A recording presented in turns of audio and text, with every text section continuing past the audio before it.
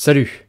Ça concerne tous les aquariophiles qui utilisent de l'eau du robinet, surtout ceux qui font du Malawi et du Tanganyika, mais vous empoisonnez peut-être vos poissons sans même le savoir.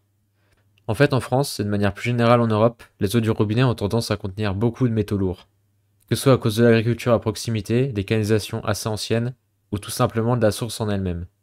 Et je vous vois venir, même si votre eau du robinet est considérée comme potable pour l'homme, les seuils sont absolument pas les mêmes chez les poissons. Ils peuvent être jusqu'à 60 fois plus sensibles sur certains métaux lourds.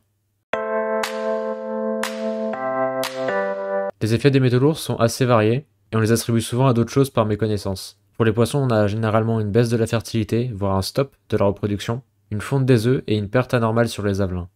Si vous remarquez ça, je pense que ça peut être intéressant de tester son eau. On accuse souvent les nitrites et les nitrates à tort. Ça, c'était les effets sur la reproduction, mais ça peut aussi jouer sur l'alimentation, par exemple en réduisant l'appétit.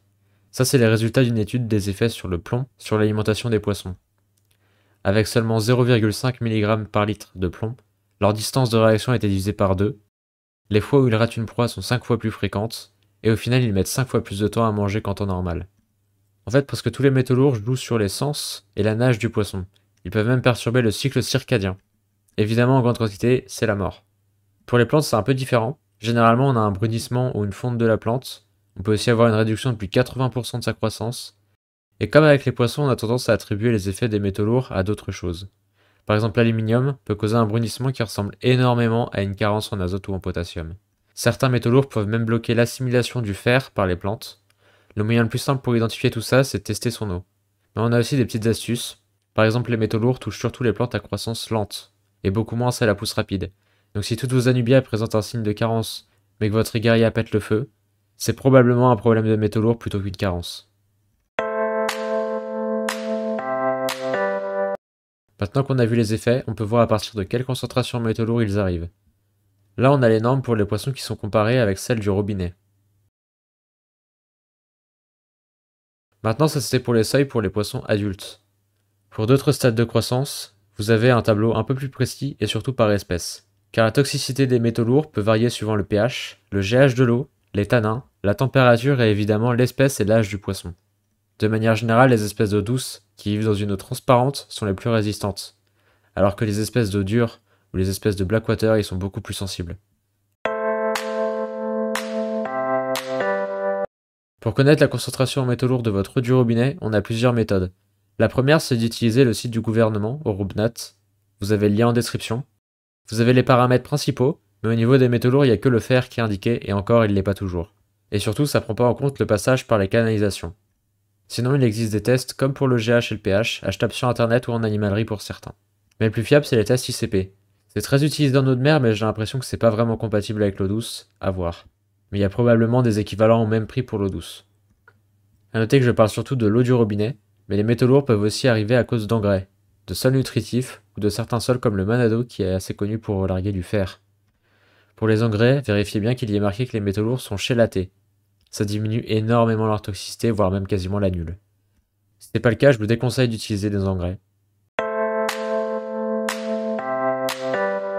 Pour diminuer la quantité de métaux lourds ou bien réduire la toxicité des métaux lourds de votre bac, on a 3 solutions.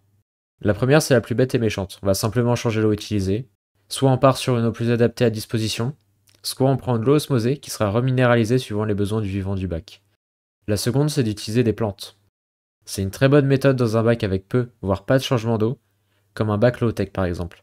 Un bac avec des changements d'eau fréquents n'est pas compatible avec cette méthode, ou en tout cas l'efficacité sera énormément réduite.